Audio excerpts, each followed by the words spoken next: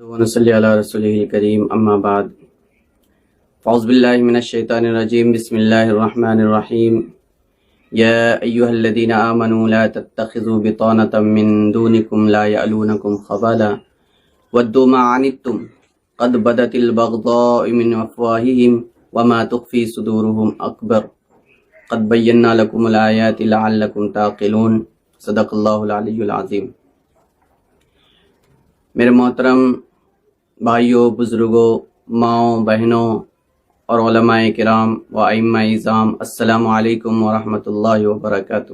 عالمی طور پر اور خاص طور سے ملکی لیول پر بہت ہی منظم طریقے سے اس وقت اسلام کے خلاف پروپیگنڈا ہو رہا ہے۔ اس پروپیگنڈا کا جواب علماء کرام ہی دیں گے اور ائمہ اعظام کی ہی ذمہ داری ہے۔ اگر آج ہم اس کا جواب نہیں دیتے ہیں تو کل کو یہ کہیں گے کہ اللہ کے ماننے والوں کا کوئی خدا نہیں ہے، اور ایسی بھی آواز آ رہی ہے۔ اس لیے ہم نے مناسب سمجھا ہے اور آل انڈیا امامز کونسل ہر ایسے موقع پر سب سے پہلے آگے بڑھ کر کے اس طرح کے حالات کا سامنا کرتی ہے اور اس کا مسکت جواب دیتی ہے۔ یہ جو اسلاموفوبیا ہے، اسلاموفوبیا دراصل اسلام کے خلاف ایک زہریلا پروپیگنڈا ہے جو آج شروع نہیں ہوا ہے، بلکہ فرانس کا نواں بادشاہ تھا، انہوں نے کہا تھا کہ اگر مسلمانوں سے لڑنا ہے تو تلوار اور ہتھیار چھوڑ دو، ان سے ذہنی جنگ لڑو اور ایسی سازش کرو کہ ان کی نسلیں خود بخود تمہارے جھولی میں آ کر گر جائیں۔ اور پھر وہاں سے دو طرح کی جنگیں شروع ہوئی۔ ایک اسلام کے خلاف غلط فہمیاں پھیلانا، جس میں سب سے پہلے ان کے پاپائے قوم نے یہ اعلان کیا تھا اسلام تلوار کے زور سے پھیلا ہے۔ اس کے اوپر بہت سارے مورخین، محدثین اور مفکرین نے مسکت اور مدلل جواب بھی دیا ہے۔ اس کے بعد دوسری جنگ جو تھی وہ تھی اسلام کے خلاف اتنا لکھا جائے اور اتنے فحش پھیلا دیے جائیں کہ اسلام کی صحیح تصویر لوگوں کو نہ مل سکے۔ چنانچہ 200 سال تک مستقل اسلام کے خلاف لکھا گیا ہے اور ایسی فحاشی، عریانیت اور بے حیائی کی چیزوں کو عام کر دیا گیا ہے جو جہاں رہ کر کے اسلام باقی نہیں رہتا ہے۔ ایسی ایک دو سازشوں کے تحت اسلام کو اور اسلامی نسل کو خاص طور سے گمراہ کرنے کی کوشش کی گئی۔ بہت منظم طریقے سے یورپین دنیا کے اندر یہ بات پھیلائی گئی کہ اسلام ایک خطرناک، شدت پسند، عورتوں پر ظلم کرنے والا، آزادی چھیننے والا مذہب ہے جو کسی بھی تہذیب سے میل نہیں کھاتا ہے۔ اثر طور پر ہم اسلام کی تاریخ، خاص طور سے اسلام کی جنگوں کی تاریخ ہم لوگ دیکھیں گے تو ہم کو پتہ چلے گا کہ اسلام کس طرح پھیلا ہے۔ جب اسلام شروع ہوا تو اس وقت ہتھیار، سواری، افراد مسلمانوں کے پاس نہیں تھے، بلکہ ان لوگوں کے پاس تھے جو اسلام کے خلاف تھے۔ چنانچہ حضور صلی اللہ علیہ وسلم جب مکہ سے مدینہ طیبہ تشریف لائے تو جو اسلام کی پہلی جنگ ہوئی ہے وہ جنگ بھی مدینہ کے قریب ہوئی ہے۔ اسی لیے ایک انگریز مورخ لارڈ ویڈلے نے کہا ہے کہ اگر اسلام کی تاریخ کو سمجھنا ہے اور جنگ کی صحیح صورتحال کو سمجھنا ہے تو اسلامی جنگوں کے جائے وقوع، یعنی جہاں جہاں جنگیں ہوئی ہے ان جگہ کے اوپر غور کر لیا جائے تو پتہ چل جائے گا۔ بدر کی لڑائی مدینہ طیبہ سے صرف 30 میل کے فاصلے پر ہوئی ہے، جبکہ مکہ سے کافی دور ہے، یعنی مکہ سے یہ لوگ اتنی دور کی مسافت طے کر کے مسلمانوں سے لڑنے کے لیے گئے۔ احد کی لڑائی صرف 12 میل کے فاصلے پر ہوئی ہے مدینہ سے، جبکہ مکہ سے وہ کافی دور ہے۔ وہ لوگ دوبارہ مدینہ والوں کو ختم کرنے کے ارادے سے مکہ سے گئے ہیں۔ اور جنگ خندق کے اوپر اگر آپ غور کریں گے تو مدینہ طیبہ کے اوپر تمام طاقتوں نے مل کر، یہودی، عیسائی، نصرانی اور مشرکین، سارے لوگوں نے مل کر کے چڑھائی کی تھی کہ آج اسلام کے ماننے والوں کا خاتمہ کر دیا جائے گا۔ اس سے پتہ چلتا ہے کہ تلوار اور ہتھیار اسلام کے خلاف دوسرے لوگوں نے اٹھایا ہے، اسلام نے نہیں۔ اسلام کا ایک بہت ہی منظم اور مضبوط ضابطہ ہے، لا اکراہ فی الدین، دین کے اندر کوئی زور زبردستی نہیں ہے۔ قد تبین الرشد من الغی फमन यकफुर बित्तागूत व युमिन बिल्लाहि फक़द इस्तमसक बिलउरवतिल वुस्क़ा लन फिसाम लहा वल्लाहु समीउन अलीम, कि इस्लाम ने सिर्फ हक और बातिल को वाज़ेह किया है। अब इंसान के इख्तियार में है, चाहे तो वो हक को इख्तियार करे, चाहे तो वो बातिल के ऊपर कायम रहे। अगर एक इंसान हक को इख्तियार करता है तो वो बहुत मजबूत रास्ते पर गामजन हो जाता है और अल्लाह तबारक ताला उसको निजात अता फरमाएगा। आलमी पैमाने के ऊपर बहुत सारी बातें आप हजरात के सामने आई हैं। अगर हम हिंदुस्तानी तौर पर देखते हैं, मुल्की लेवल पर देखते हैं, तो इसका आगाज हम 1921 से कह सकते हैं, यानी जिस वक्त इस मुल्क के अंदर हिंदू महासभा की बुनियाद रखी गई थी और फिर वही हिंदू महासभा से एक अलग तंजीम RSS के नाम पर 1925 में बुनियाद रखी गई। हिंदुस्तान के अंदर इस्लामोफोबिया की बुनियाद भी वहीं से पड़ती है।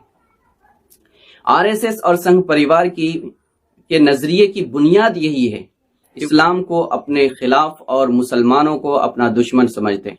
इस्लामोफोबिया हिंदुस्तान के अंदर या दुनिया के अंदर इसकी दो शक्लें हैं, एक नजरियाती इस्लामोफोबिया है, दूसरा समाजी इस्लामोफोबिया है।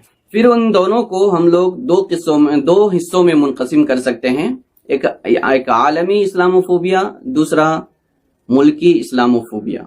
आलमी इस्लामोफोबिया का आगाज में उस वक्त हुआ जब सलाहुद्दीन अय्यूबी रहमतुल्लाह अलैह से मुल्की लेवल पर इसका आगाज 1921 से हुआ है और 1925 से मुनज़्ज़म तौर पर हुआ।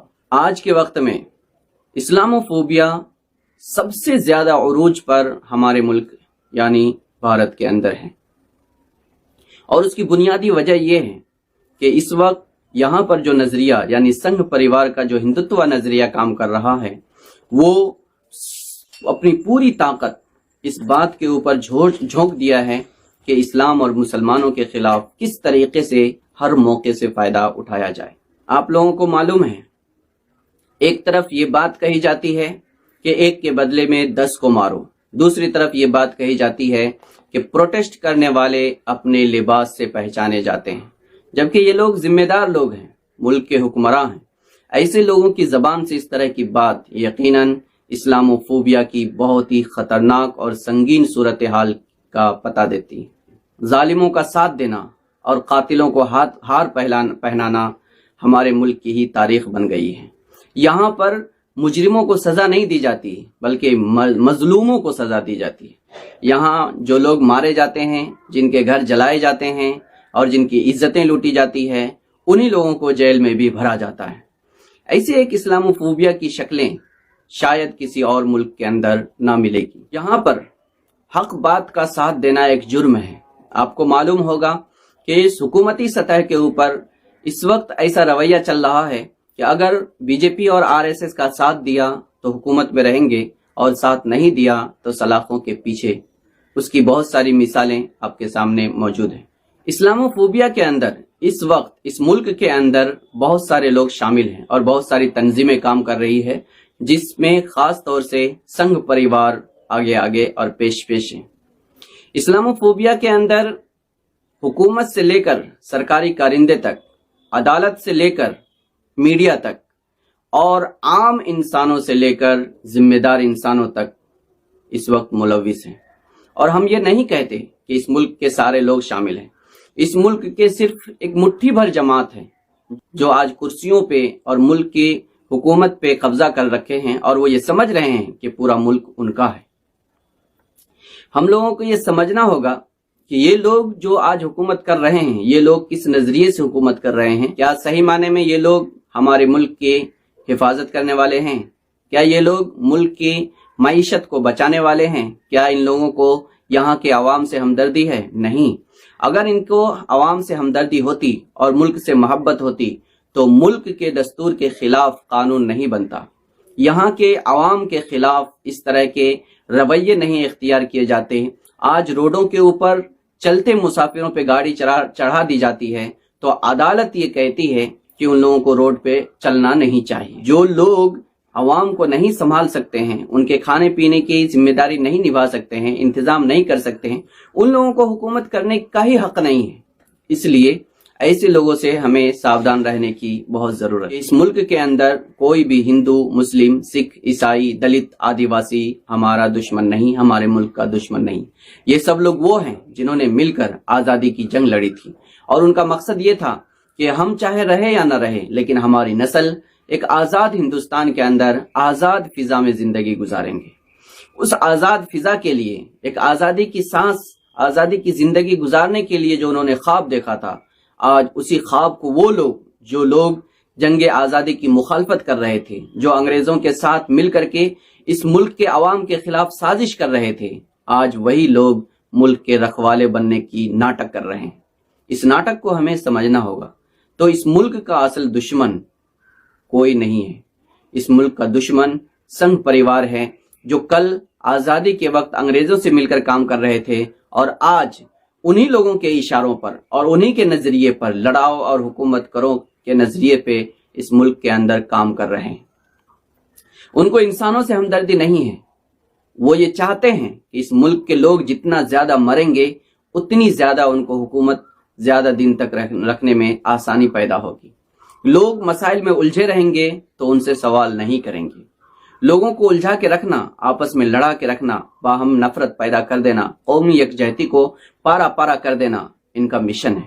اور وہ یہ چاہتے ہیں کہ اس ملک کو بدل دیا جائے، دستور کو بدل دیا جائے، قانون کو ختم کر دیا جائے، جنگل راج نافذ کر دیا جائے۔ ایسا ایک ماحول مسلمانوں کو ڈھال بنا کر کے پیدا کیا جا رہا ہے۔ وہ یہ بتانے کی کوشش کرتے ہیں کہ اس ملک کے اندر دشمن مسلمان ہے، اس ملک کی ترقی میں رکاوٹ مسلمان ہے۔ اگر ایسا ہے تو آزادی میں رکاوٹ کون تھے؟ اس ملک کو آگے بڑھانے والے کون تھے؟ ملک کی حفاظت کرنے والے میر عبدالحمید کون تھا؟ اشفاق اللہ خان کون تھا؟ اے پی جے عبدالکلام کون تھا؟ اگر لوگ یہ سمجھنے کی کوشش کر رہے ہیں کہ اس ملک کی صحیح صورتحال کیا ہو اور کیا ہونی چاہیے، تو ہم لوگوں کو اسلامو فوبیا کو سمجھنا ہوگا۔ اس ملک میں سب سے بڑا ناسور RSS اور سنگھ پریوار ہیں۔ اگر ہم لوگ اس ملک میں امن چاہتے ہیں تو ہمیں اس ناسور کو ختم کرنا پڑے گا، آپریشن کرنا پڑے گا۔ ہم کو یہ سمجھنا پڑے گا کہ اس ملک کے اندر ہم سب کا دشمن ایک ہی ہے، اور وہ مٹھی بھر جماعت ہے، لیکن وہ مٹھی بھر جماعت لوگوں کو گمراہ کر رہی ہے، اور گمراہ کر کے یہ دکھانے کی کوشش کرتی ہے کہ ہندوتوا اصل ہندو ہے۔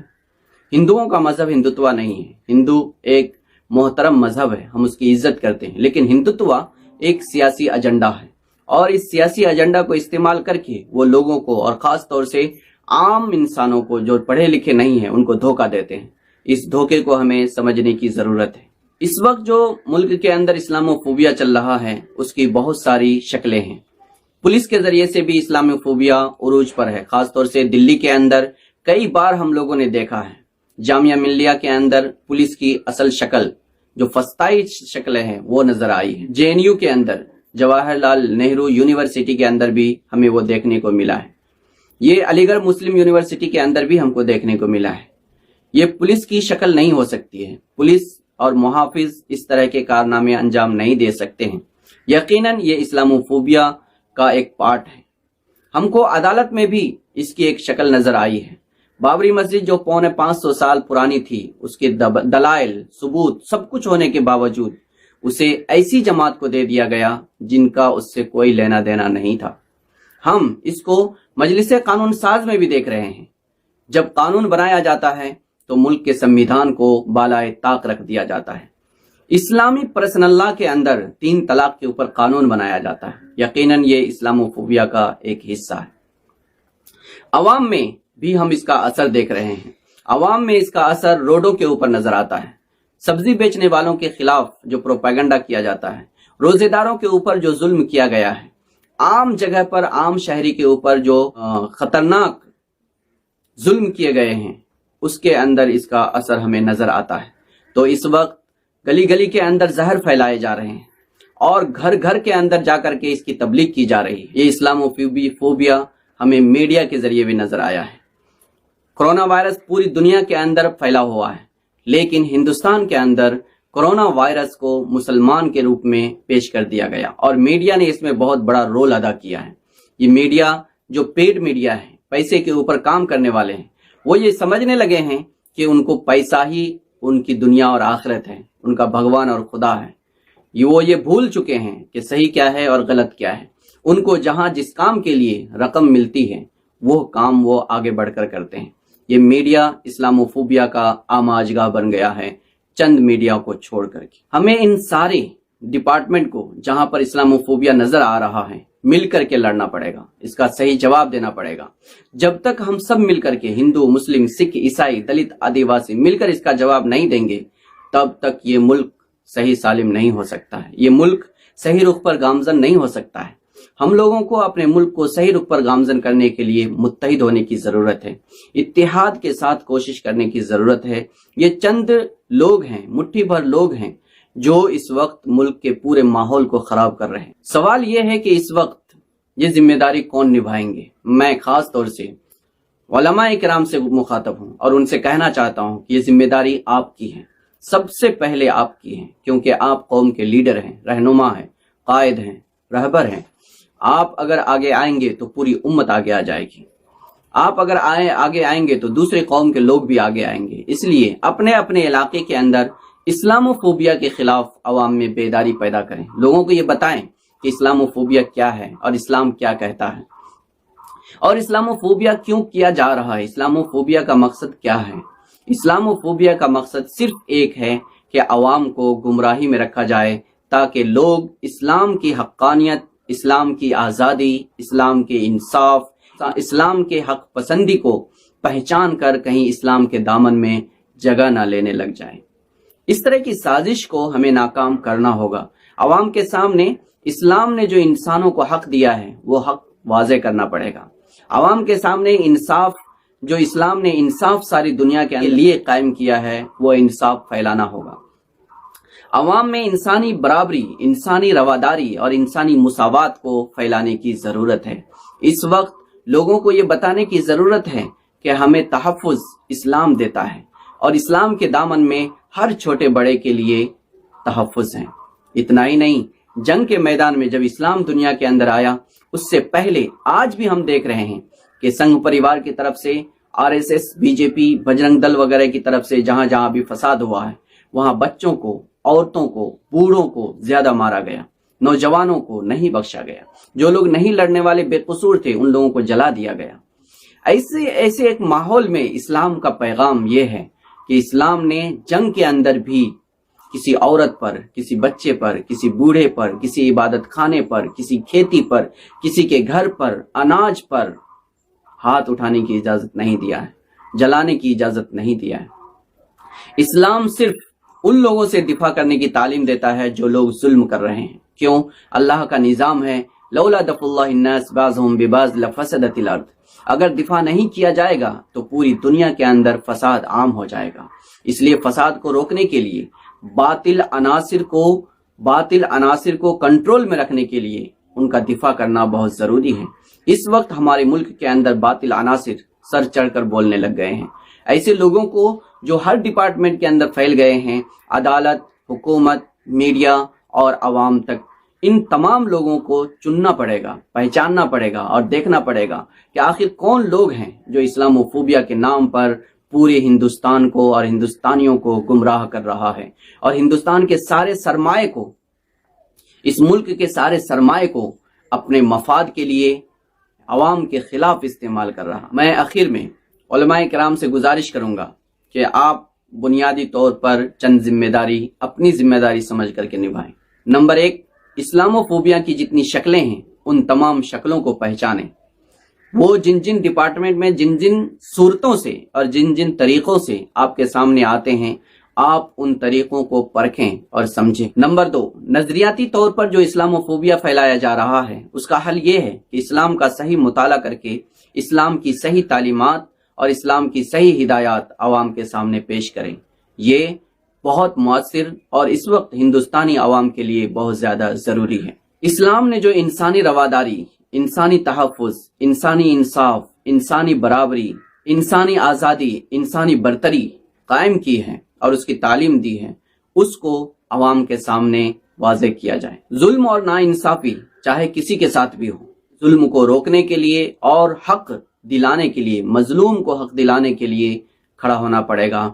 اس کے لیے ہر طریقے سے جو بھی آپ قانونی طور پر لڑائی لڑ سکتے ہیں، جمہوری انداز میں جو بھی کارروائی کر سکتے ہیں، وہ کارروائی کرنے کے لیے آپ کو مستعد رہنا پڑے گا۔ عوام کو یہ بتانا پڑے گا کہ اس وقت اس ملک کے اندر ہم سب کا دشمن اور اس ملک کا دشمن ایک ہی ہے، اور وہ سنگھ پریوار اور ہندوتوا نظریے کے پرستار لوگ ہیں۔ ان لوگوں کے خلاف جب تک ہم صحیح طور پر مضبوطی کے ساتھ، اتحاد کے ساتھ آگے نہیں بڑھیں گے، تب تک یہ ظلم اور ناانصافی ختم نہیں ہوگی۔ اس لیے میں نے جو آیت پڑھی تھی، اللہ تعالیٰ قرآن شریف کے اندر فرماتا ہے، یا ایھا الذین آمنوا لا تتخذوا بطانۃ من دونکم، اے ایمان والو تم اپنے علاوہ کسی کو بھی جگری دوست مت بناؤ۔ یعنی یہ جو ظالم اور کافر لوگ ہیں، اور کافر اور ظالم کا مطلب وہ لوگ نہیں ہیں جو عام ہندو، سکھ، عیسائی، دلت، آدیواسی ہیں، بلکہ وہ لوگ ہیں جو آپ پر ظلم کرتے ہیں، آپ کو مارتے ہیں، آپ کو گھروں سے نکالتے ہیں، اور آپ سے جینے کا حق چھین لیتے ہیں۔ ایسے لوگوں کے بارے میں اللہ تعالیٰ فرما رہا ہے تم اسے دوست مت بناؤ۔ لا یعلونکم خبالا، یہ تمہیں نقصان پہنچانے کا کوئی موقع ہاتھ سے نہیں جانے دینا چاہتے ہیں۔ ودوا ما عنتم، یہ لوگ ہمیشہ یہ چاہتے ہیں کہ تم تکلیف میں رہو، تم ہمیشہ غلام بن کر کے رہو، ان کے سامنے ہاتھ جوڑ کر کھڑے رہو۔ یہ وہی چاہتے ہیں کہ انہوں نے یہ فیصلہ کر رکھا ہے کہ مسلمانوں کے لیے اس ملک کے اندر اور دلتوں اور آدیواسیوں کے لیے اس ملک کے اندر دو ہی راستہ ہے، یا تو ہندوتوا کو مان لیں یا پھر غلام بن کر کے رہیں، اور ہم ان دونوں میں سے کسی کو بھی ماننے کے لیے تیار نہیں ہیں۔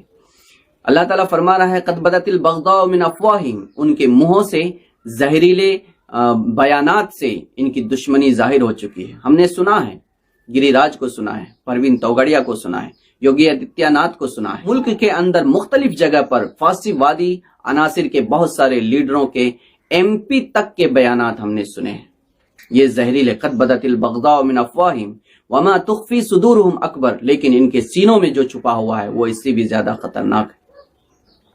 اللہ تعالیٰ کہہ رہا ہے، اللہ تعالیٰ نے تم کو واضح طور پر بتا دیا ہے کہ دشمنوں کے سامنے تم کو ڈٹ کر رہنا ہے، اپنے حق کے لیے تم کو کھڑا ہونا پڑے گا، اپنے ملک کی حفاظت کے لیے، دستور کی حفاظت کے لیے، اپنی آزادی اور مذہبی آزادی کے لیے تم کو ہی لڑنا پڑے گا۔